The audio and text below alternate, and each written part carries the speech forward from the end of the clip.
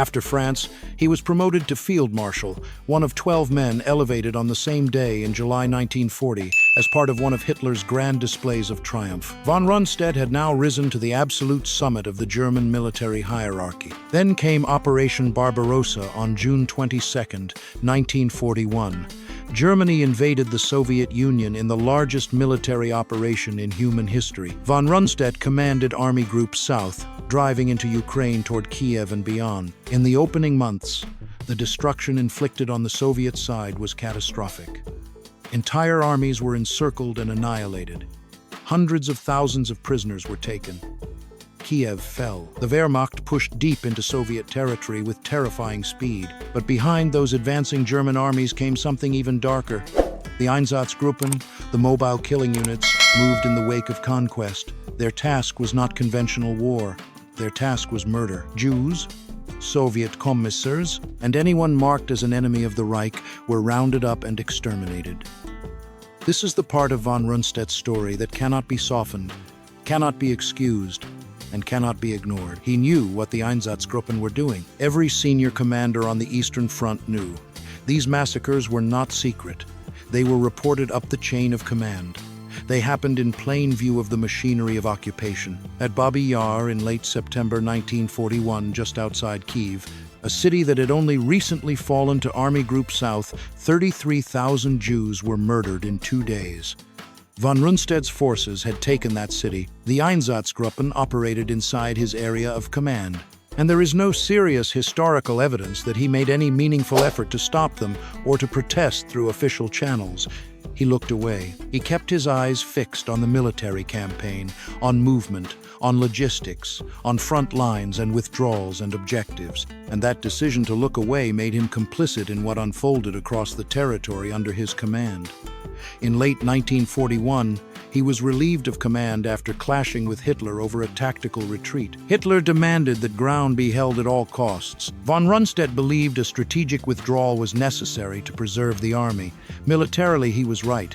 Hitler fired him anyway. Then, as so often happened, Hitler brought him back again in 1942. Because Hitler had a habit of turning back to the very generals he disliked most when the situation became too dangerous to entrust to lesser men.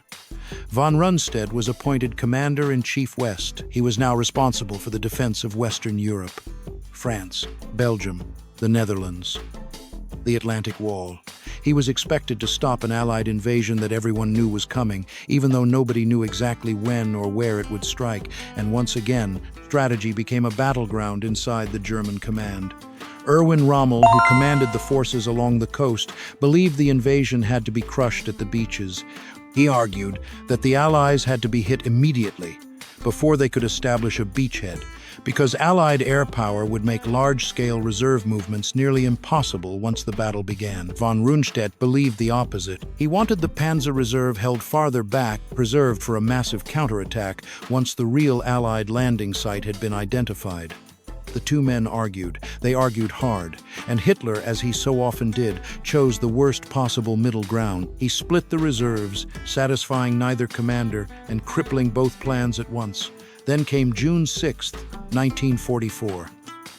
D-Day, the largest amphibious invasion in history. And in the decisive hours of that day, when German panzer reserves might still have changed the shape of the battle, they were held back, waiting for Hitler to wake up and personally authorize their release.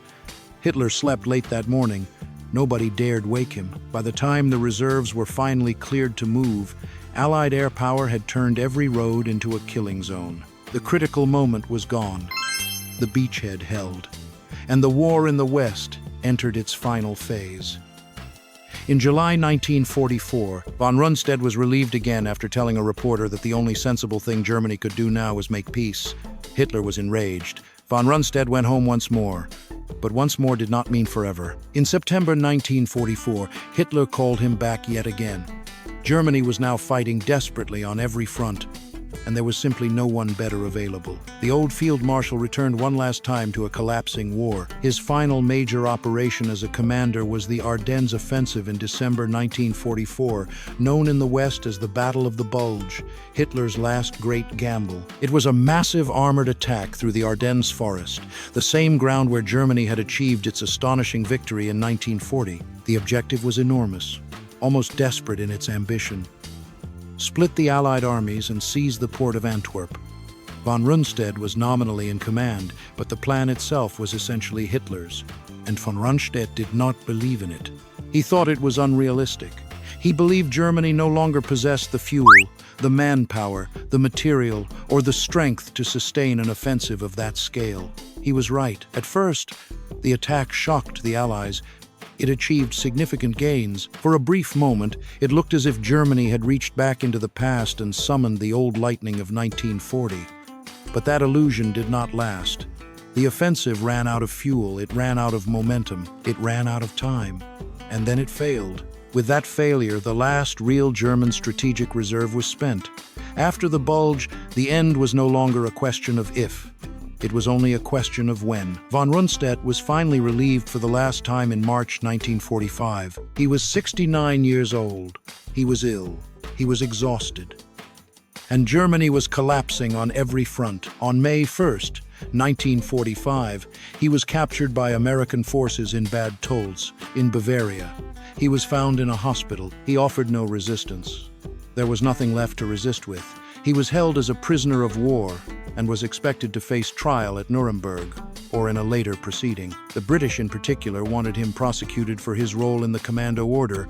Hitler's directive that Allied commandos captured behind German lines were to be executed instead of treated as prisoners of war. There were also serious questions surrounding his responsibility for the execution of Allied prisoners and for atrocities committed in territories under his command.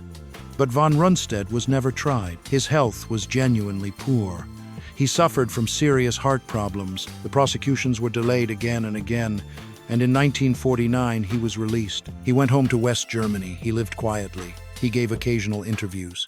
He wrote memoirs. He even received visits from former enemies, including British officers who had fought against him and still respected him as a professional soldier. He died on February 24, 1953, in Hanover. He was 77 years old. And that leaves us with the question his life refuses to let us avoid. Gerd von Rundstedt was not an ideological Nazi. He was not a true believer. He did not share Hitler's racial obsessions. He did not embrace the apocalyptic vision that drove the regime toward ruin. He was something else. A professional soldier from the old Prussian tradition. A man who served a criminal state because serving was what he had always done. Because obedience was built into his bones. Because in his mind the alternative was unthinkable. You did not refuse, you did not resign, you served. But that choice to serve, that professional loyalty stripped of moral judgment, had consequences, real consequences. The armies he commanded conquered and occupied lands where millions were murdered. The campaigns he executed advanced the goals of a genocidal state. The orders he followed and the orders he gave helped drive one of the greatest catastrophes in human history.